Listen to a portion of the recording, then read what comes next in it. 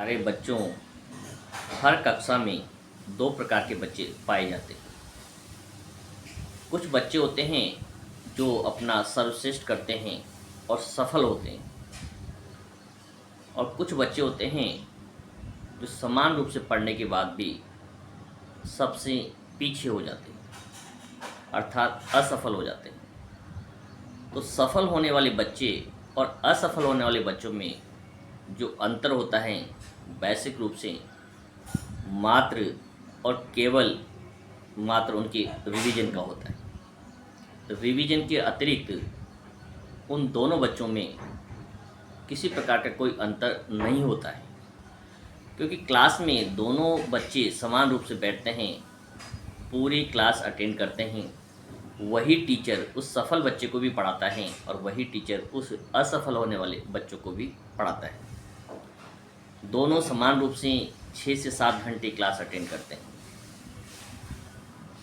दोनों प्रकार के बच्चों को एक ही प्रकार की पुस्तक पढ़ाई जाती है, एक ही प्रकार का सिलेबस पढ़ाया जाता है, और दोनों बच्चे समान रूप से एक ही होमवर्क करके अपने टीचर्स को दिखाते हैं। लेकिन दोनों में जो बेसिक अंतर यह है कि जो सफल होने वाला बच्चा है वो उसी कार्य को जो उसने कक्षा में पढ़ा है उसको बार बार रिवीजन करता रहता है। लोगों को कहते हुए आपने सुना होगा, कुछ बच्चे कहते हैं कि वो 16 से 17 घंटे पढ़ते हैं। तो 16 से 17 घंटे उसी एक ही चीज़ को वो बार बार पढ़ते हैं, अर्थात रिवाइज करते हैं। इसलिए उनके मन मस्तिष्क में क्लास में पढ़ाया जाने वाला हर चैप्टर, बुक में आने वाला हर प्रश्न उनके मस्तिष्क पटल पर छप जाते हैं। यदि उन ऐसे बच्चों से नींद में उठाकर भी आप कोई प्रश्न करेंगे तो आपको तुरंत उसका उत्तर दे देंगे। और असफल होने वाले बच्चे वो होते हैं, सिर्फ कक्षा में पढ़ते हैं, समय पे होमवर्क करते हैं और टीचर्स को चेक कराते हैं। यदि उनसे पूछा जाए कि आप कितना घंटा पढ़ते हैं तो कहते हैं हमने एक बार उस कोर्स को पढ़ लिया है।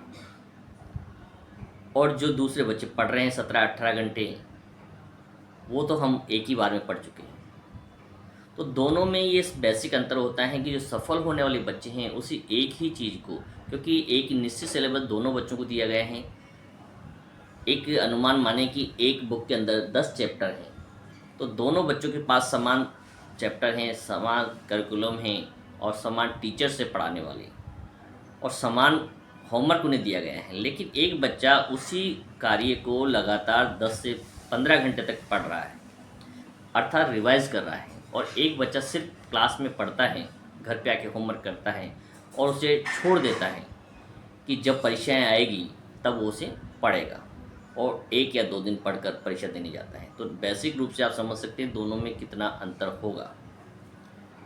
जिस प्रकार से आप ये देखें कि आपके घर यदि कोई मेहमान नियमित रूप से आता है